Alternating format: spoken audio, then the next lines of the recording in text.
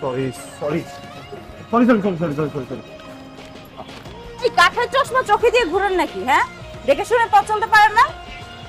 না আমি নর্মাল চশমা পরেই ঘুরি, আসলে তাড়াহুড়ো ছিলাম তো খেয়াল করতে পারিনি। সরি বললে সবকিছু সমাধান হয়ে যায় না, বুঝছেন? বললাম না সরি, ঠিক আছে থ্যাংক ইউ। বেয়াদব তো আপনি, ভালো ব্যবহার এত খারাপ একটা মানুষ হতে পারে, আই ক্যান নট ইমাজিন। একে তো একটা মেয়েকে ধাক্কা দিলেন, তার সব শপিং এ ফেলে দিছেন, আপনার মধ্যে কি মিনিমাম ওই যে ওইটা কি বলে ওটাকে? কার্ডিসে এক্স্যাক্টলি ওইটা নাই না? প্রথমত আপনি মেয়ে, কিন্তু আমি একজন ভালো মানুষ, আপনারা একদম এখানে সোজা করে দিচ্ছেন। রিয়েলি? ধাক্কা আমি একা দিচ্ছি? আপনিও তো ধাক্কা দিচ্ছেন। আমি তো কোনো কমপ্লেন করি নাই, একটু তাড়াহুড়ায় ছিলাম, ধাক্কা একটা লেগে গেছে, এই জন্য আমি আপনাকে সরি বলছি। আপনি তো অবশ্যই মতো ব্যবহার করছেন। আপনার মধ্যে কোনো মানে আপনার অডাসিটি দেখে আমি অবাক হয়ে যাচ্ছি। 100 মানুষ চলে আসবে, একটা জাস্ট চিৎকার দিব, বুঝছেন? তারপর আপনাদের মতো ছেলেদেরকে ক্রিমিনালাইজ করতে হয় জানেন? ছেঁচা দিতে হয়, ছেঁচা। ফাউল কোথাকার।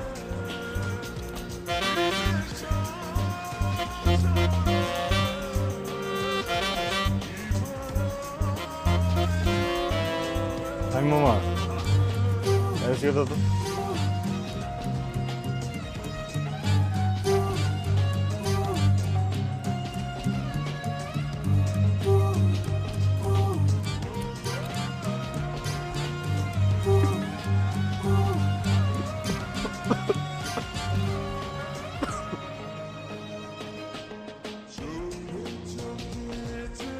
এই ছেলে, তুমি এখানে দাঁড়িয়ে বেয়াদের মতো সিগারেট টানছো কেন?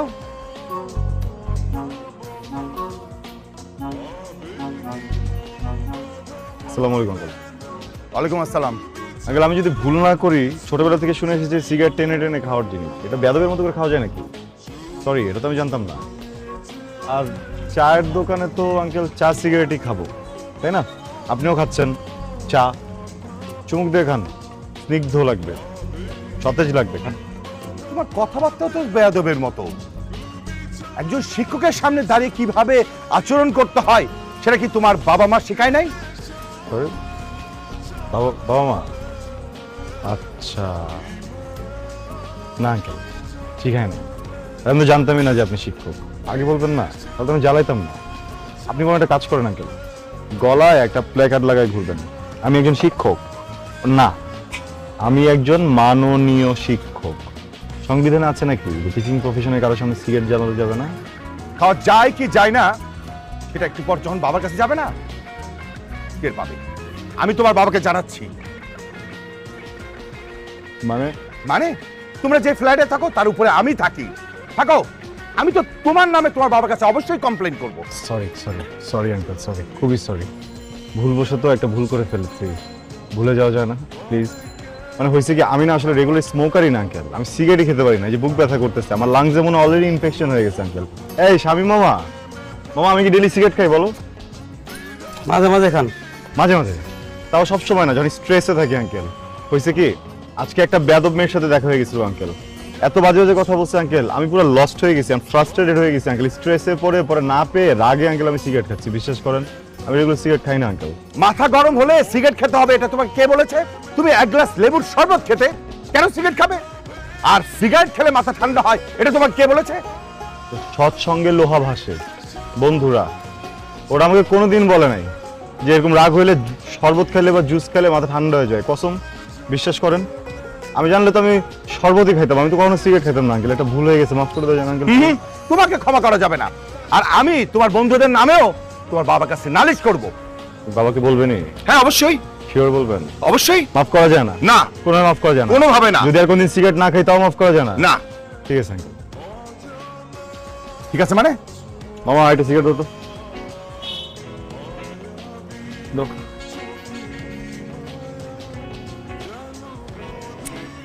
আরেকটা দাও।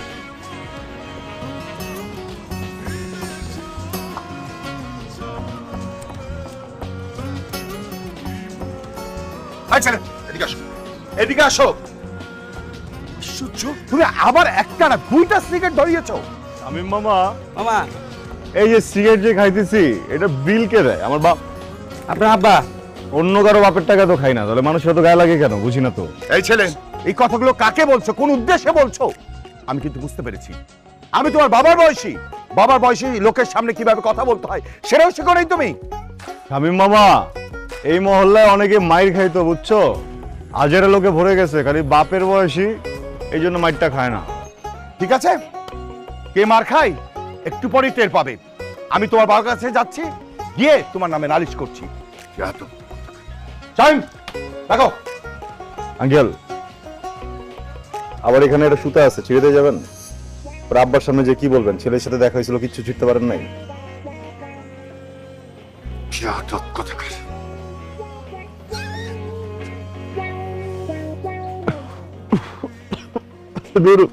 মানুষ খায়।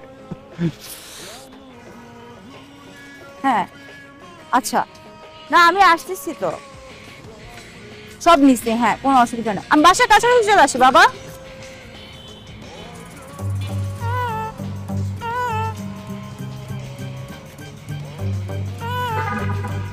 মেয়েকে দেবে?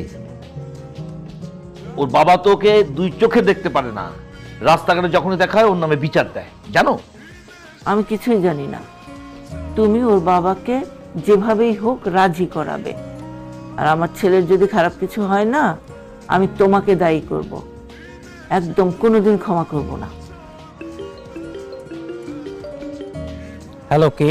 হ্যালো অনিক ভাইয়া, আমি রাইসা, রাইসা? কোন রাইসা? যে রুশোর রুশোর ফ্রেন্ড রাইসা। জি বলেন। আসলে ভাইয়া একটা হেল্প করতে পারবেন? কি হেল্প করতে পারি? আমি না রুশোকে রিচ করতে পারছি না। আমি এখানে কিভাবে হেল্প করতে পারি? মানে ওই দিনের পর আমার মনে হয় ও আমাকে সব জায়গা থেকে ব্লক করে দিয়েছে। আপনি কি একটু কাইন্ডলি ওকে বলবেন আমাকে একটা কল দিতে প্লিজ? আপনার কি মনে হয় আমি রুশোকে ফোন করে বললে রুশো আপনাকে বাড়ি থেকে নিয়ে পালিয়ে যাবে? দেখেন, আপনি রুশোকে অনেক কষ্ট দিয়েছেন। রুশো ঠিক করছে ও আর এই জীবনে কাউকে পছন্দ করবে না, কারোর সাথে প্রেম করবে না। ও সরাসরি বিয়ের সিদ্ধান্ত নিছে। আগামীকালকে ওর বিয়ে, আমি ওর বিয়ে নিয়ে খুব ঝামেলায় আছি। আপনি রুশোকে চিনতে ভুল করেছেন, এবং এমন ভুল করেছেন সেই ভুল শুধরানোর আর কোনো সুযোগ নেই। আপনি এক কাজ করুন, আপনি সেখানে ভালোবাসা হয় তখন আগাবো, বিয়ে করব, কিন্তু আনফরচুনেটলি কোনোটাই ওয়ার্ক করেনি। আমি জীবনে একবার ভালোবেসেছি, ভয়ঙ্করভাবে ভালোবেসেছি একটা মানুষকে, রাইসা, আমার প্রথম ভালোবাসা।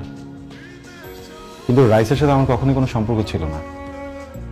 প্রথম যখন আমি ব্যাপারটা বুঝতে পারলাম, আমি ডিরেক্টলি গিয়ে ওকে বলেছি যে আমি ভালোবাসি, আমি বুঝিয়েছি, কিন্তু ও না করে দিয়েছে। আমি না এই ব্যাপারটা নিতে পারছিলাম না। মানে জীবনের প্রথম ভালোবাসাকে এত কাছে পেয়েও, মনের কথাটা বলতে পেরেও মানুষটাকে পেলাম না। কেমন যেন ছটফট করছিল ভিতরে, ঘুম হচ্ছিল না। কোনোভাবে ঘুম হলেও ওকে দেখছিলাম, ঘুমের ভিতরে দেখে ছটফট করছিলাম। ঘুম থেকে উঠেও ওর কথা মাথায় ঘুরছে, ভিতরে সারাক্ষণ ওর কথা চলতে থাকে, সারাক্ষণ ওকে নিয়ে ভাবতে থাকি। দেখুন আজকে আমার বিয়ে, আজকে এখানে এসেও সারাক্ষণ আমি ওকে নিয়ে কথা বলছি। আমি এখান থেকে বেরোতে চাই। ওই মানুষটার প্রতি যে ভালোবাসা, মানুষটার প্রতি যে সম্মান, যে অনুভূতি, সবকিছু মেরে ফেলতে চাই। এই জন্য আসলে বিয়েটা করেছি। আপনি প্লিজ ভয় পাবেন না। আমি আপনাকে কখনোই বলবো না যে আমি একজনকে ভালোবাসি, সো আপনি আপনার মতো করে থাকুন। আমার কাছ থেকে আপনি আপনার কোনো অধিকারই বুঝে পাবেন না। এগুলো শুধু নাটকে হয়, সিনেমাতে হয়।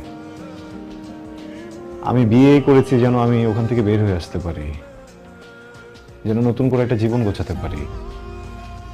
সময় লাগবে, জানি না কতদিন, 1 মাস, 2 মাস, 6 মাস, 1 বছর, 5 বছরও লাগতে পারে। আপনি কি পারবেন আমার সাথে থাকতে? আপনি কি পারবেন আমাকে ওই জায়গাটা থেকে বের করে আনতে? আদারওয়াইজ আমি পাগল হয়ে যাব। আমাকে একটু সাহায্য করুন না, আমি যেন আমার ভেতর থেকে রাইসাকে সরিয়ে ফেলতে পারি, রাইসার স্মৃতিগুলোকে মেরে ফেলতে পারি। Please please.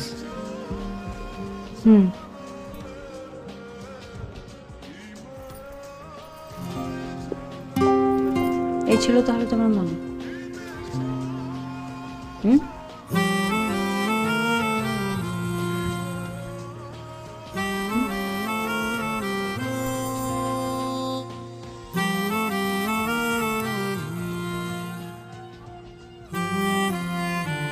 কি বিশ্বাস হচ্ছে না?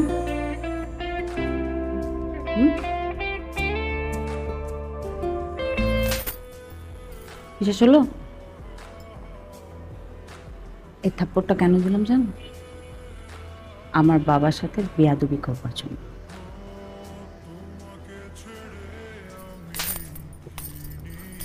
এটা দিলাম আমার ফ্রেন্ডশিপকে না বুঝে প্রেমের প্রপোজাল দেওয়ার জন্য। এটা দিলাম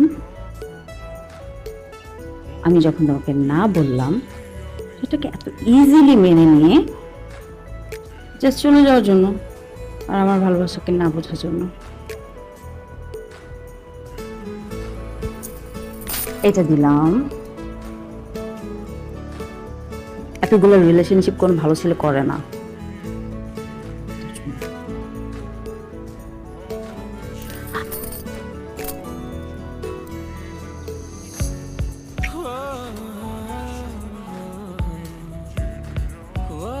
এটা দিলাম